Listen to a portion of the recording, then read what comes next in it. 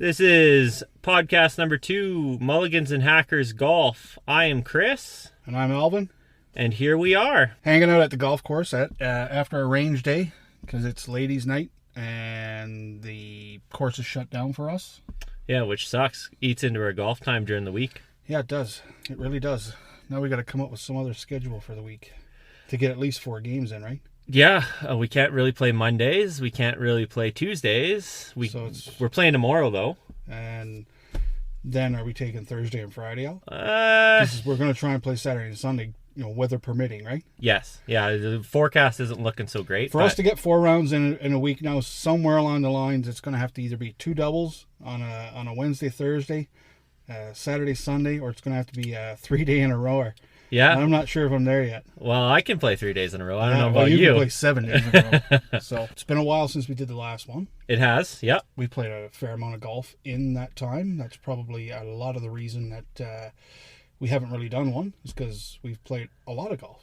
Yeah, we've been planning it. We've made plans to do it, and then we decide, it's too nice. So let's go play around tonight with the boys, and just kind of been pushing it off. I mean, part of that is we wanted to get our opening weekend of our Mulligans and Hackers golf tour in, which just concluded this past Saturday, Sunday. So Saturday we had our first event day on Saturday. We had 12 guys out that were going to qualify for the tour. Yep. That was a pretty good number for Saturday. Yeah, it wasn't bad. It was more than I thought was going to be out on the first day, but that's a really good number, and we still didn't have everyone that we had thought we were going to have because Darren wasn't there, and right? Yeah, it wasn't too bad. We ended up with 3 groups out, which was honestly more than I expected for opening day. It was super exciting, but it was really fun, and the weather forecast was unbelievable. It was a really nice weekend. Other than Sunday, the second day. The second day was a little rainy, a little overcast, a little windy, but the first day was just gorgeous. Couldn't ask for better conditions for an opening day. Kean won the first day. So yes. He won the first event. He played really well. Yeah, he shot a 78, wasn't it? Yes. Yeah, first time all year he's broken 80. Couldn't have picked a better day to break 80, that sandbagger. So he won the first place in the event that day for 1,000 points, right? Correct. We'll go over the standings after. Yeah. He finished first that day. If we look at I believe I finished second with an 80, so I was 2 strokes behind him. And then I think it was Clark finished third with an 88 that day. So there was some close scores. It was Chris won with a plus 12, a 78. You finished second with a plus 14, 80, which wasn't a bad day either. Nope. So that was a second place. Clark did finish third with an 88. I had an absolutely brutal day on Saturday. It was not fun. Yeah, you texted me at the turn and said you were 13 over, and I just about... there was nothing good about my Saturday. Nothing at all. No redeeming qualities about Saturday's game at all. I shot a 93. Which is very unlike you. Plus 27. I've never shot that bad down here ever. I don't think you've ever shot over 90. It must have been the pressure of the day got to me. Yeah. But I never shot that bad down here at all. But it was still good enough for a tie for 4th. Yes, it was. With Big Dave C. Yep. I'll take that. Then it was Chris B. Yep, my dad. Isaac finished plus 32 with a 98. Then it was Josh and Trey. Yep, rounding out the field. That was for the first day Saturday for the field. Yep, which wasn't terrible. And then I think day 2, we ended up with, 8 golfers? It was 8 golfers. It was 2 groups. So 2 groups. Yeah. One group took off a little, I think at 10:10 or 10:20. That was our group. Was our group took off at 11:10.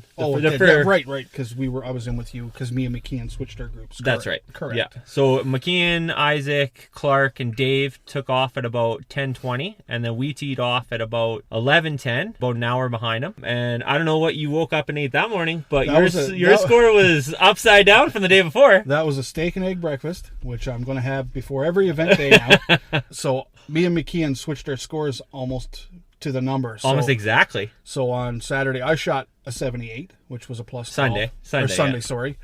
Which was a plus 12, 78. That took the win for the second event day on Sunday, so that was me for 1,000 points. Yep.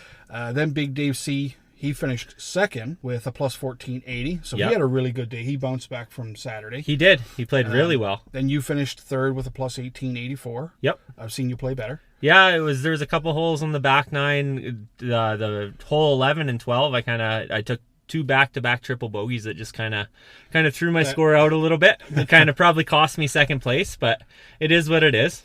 I did have a birdie on number 4. Yep, on 4. I stepped up and I shot. At that point, we're even, and I shot a really nice tee shot with my 52. Put it on the green. I was probably about 12 feet away, and I'm like, "Okay, that's a pretty good shot." And then you promptly stepped up and put yours about 12 inches from the cup and then poured in the birdie putt. That was with a gap wedge, which I'll be using on that hole from now on. Yep. Yeah, that was the closest I've come to an ace in a long time. A very long time. Since I've actually probably had a hole-in-one. So that was a long time ago. That was many moons ago. We can see if you can keep it up. Big Dave C. finished first. You finished third. Oh, Dave C's finished second. Sorry, Dave Alvin C finished first. Yeah, I finished first. Dave C finished second. Chris C finished third, and Chris McKeon, he shot a 93 or a 95 plus 29. So he did the damage on Sunday. There was nothing redeeming about his game on Saturday. Yeah, I'm bashing you on that. If you're listening, yeah, I'm giving you the grief on that one because I know what it feels like because I was there on Saturday. And then Clark finished behind Chris at a plus 41. He finished tied with Isaac. They both finished with a plus 41, 107. Then Chris B finished with a plus 43, 109, and Josh was at a plus 54. So that finished our weekend, which... So the current standings after 2 events, we got Chris McKeon in first with 1,700 points, playing 2 events with 1 event win. Tied with him for first is Chris C with 1,700 points. Also having played 2 events, that's me. No event wins though. Third we have Alvin. He also has 1 event win. He's tied with Dave C at 1,650 points. Or sorry, he's alone in third at 1,650 points. And Dave C is in fourth with 1,550. Followed by Clark in fifth with 1,350 points. Then Isaac at 950. Chris B at 900, Josh at 600, and Trey at 200 points. So that's our standings after the first 2 days. Yeah, it looks like it's going to be a very exciting and very competitive Mulligans and Hackers golf tour season. It's going to be fun. If we get the same type of turnouts. Yeah. Our next event day is coming up this Saturday. Correct. Yeah. Weather permitting, I guess, because it's not supposed to be very nice that day. But weather permitting, Saturday will be the next event day, and I think if we're on the course, it counts. We're still up to. I think we have 6 guys coming. Correct. Yep. 6 Saturday, guys this time. 6 guys. Darren this will be his first one. Yep. Darren will be attending his first event, and I think the rest of everybody else will be playing in their third. Yes, I believe so. So, I mean, that's good. And then just 1 event day this weekend. We're going to use Sunday as a practice round. Yep. Or an open day. Yeah, or an open day. And then the following weekend, we're going to head out to Rolling Hills. For our first out-of-town tour date. Yeah, give that a visit. Stoked for that. And how many guys do we got lined up already for out there? I think just running off the top of my head, I think we got 10. Wow, it's going to be unbelievable. 10 guys going out of town. Yeah, 10 guys going up to Rolling Hills. They're going to be super excited to see us probably. Yeah, we're going to have to let them know that we're coming just to give them a heads up that there's going to be 10 dudes showing up to play golf on Saturday. Well, I think they're going to love that. Go out there, play 18 holes. You know, probably have some lunch in the clubhouse. Yep. Say hi to those guys. This won't be the only time we go out there this year, of course. No, we'll get back out there at some point as well. Like we said in the last podcast, I absolutely love that place. So that won't be the only time I go out there this year. No, it's a really beautiful course that, you know, I love Cottonwood, but I mean, we've played damn near 20 rounds out here. So it'll be nice to get out and play a different course, give us some different challenges for one event day on the weekend and see what the scoreboard looks like at the end of that day. Yeah, that'll be fun. I'm excited for Saturday. Can't wait to get that one in the books. And then I'm really looking forward to the weekend out of town with all of our buddies going out of town. It's going to be a really good day, I think.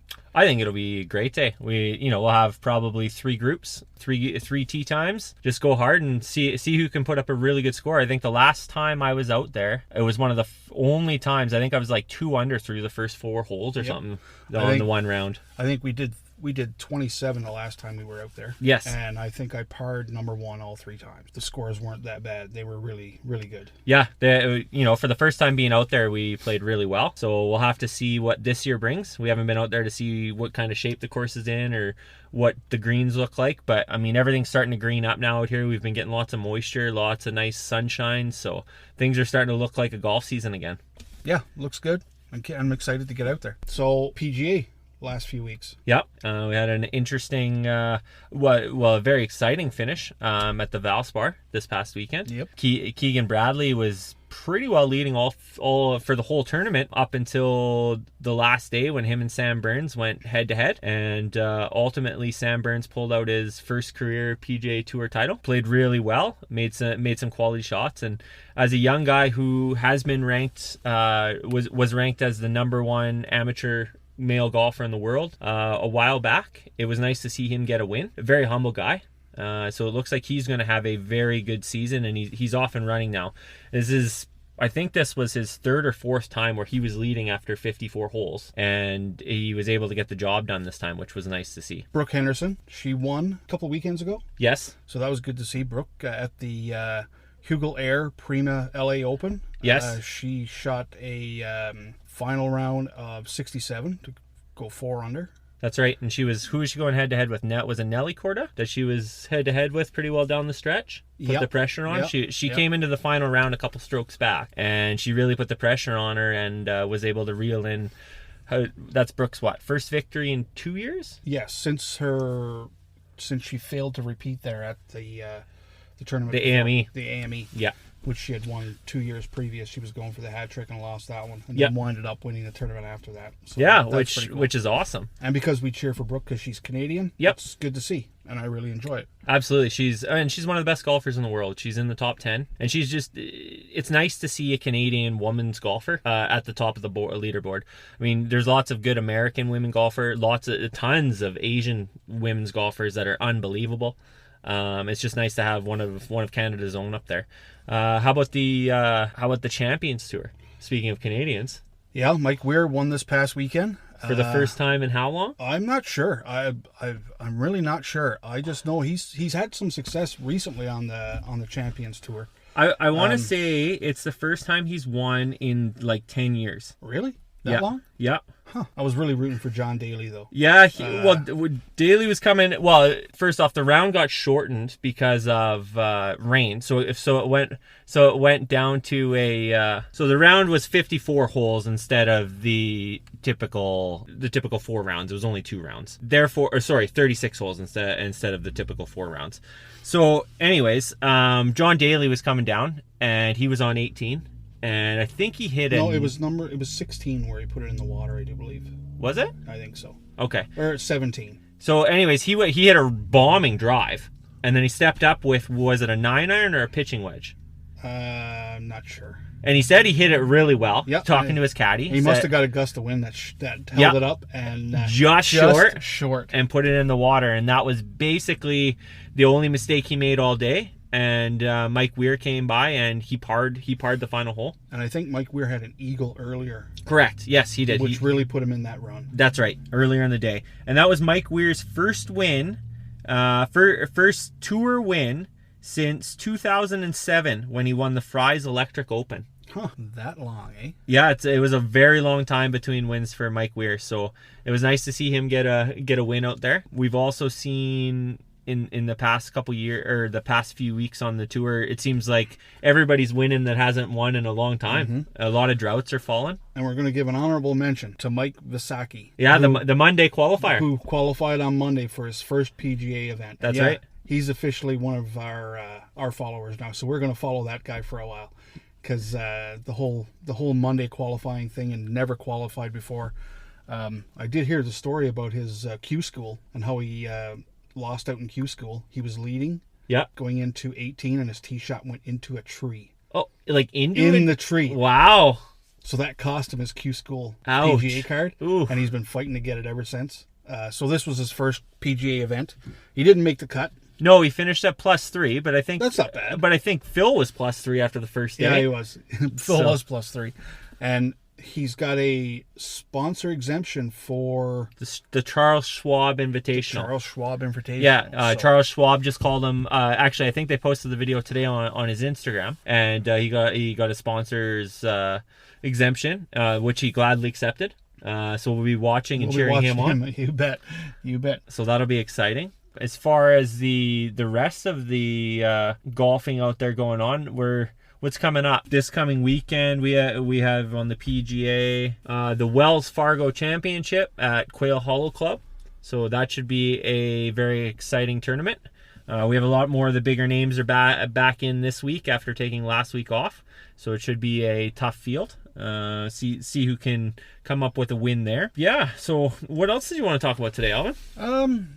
I think that's about it. We covered everything we really wanted to cover with our tour. And what do you got on your shoulder there? Oh yeah, we had some swag. We got some shirts done. That went really well on the weekend. Yeah, I think we got 12 shirts, and we got some out to the crew members.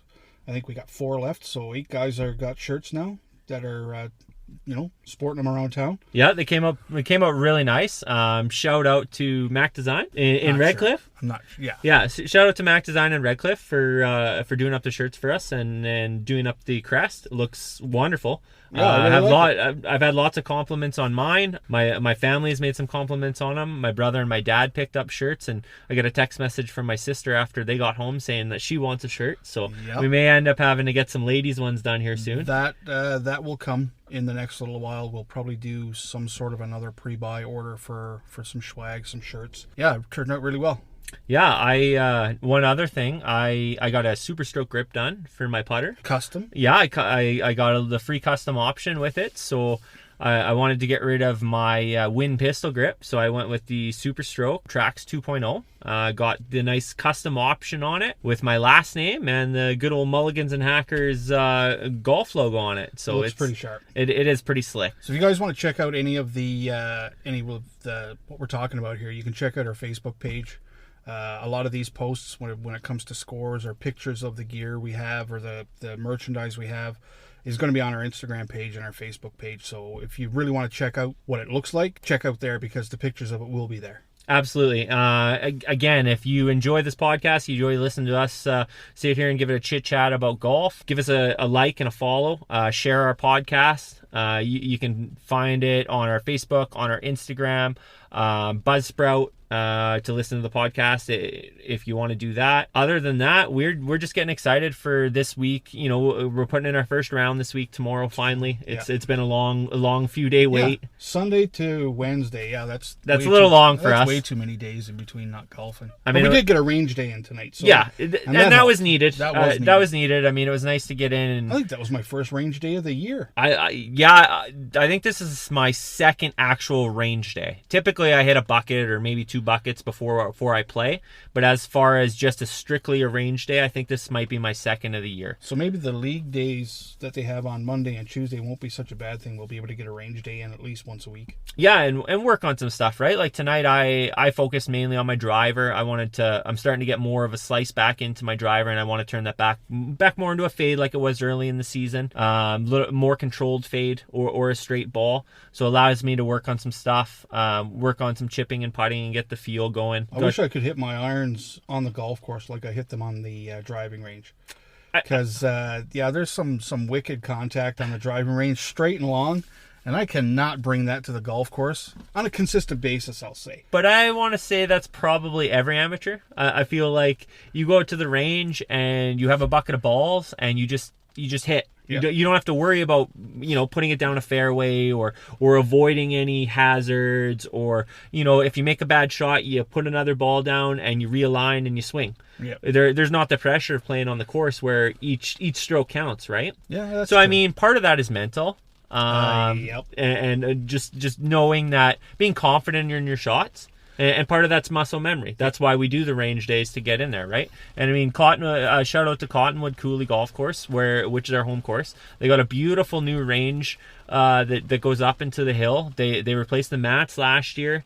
And got new range balls. It's really nice out there. You can pop your own tees into them. Yep. And make sure that you have your right tee height for all of your clubs. It's nicely done. Looks really nice, and it really works for us going out there and getting a night in on the range. Absolutely.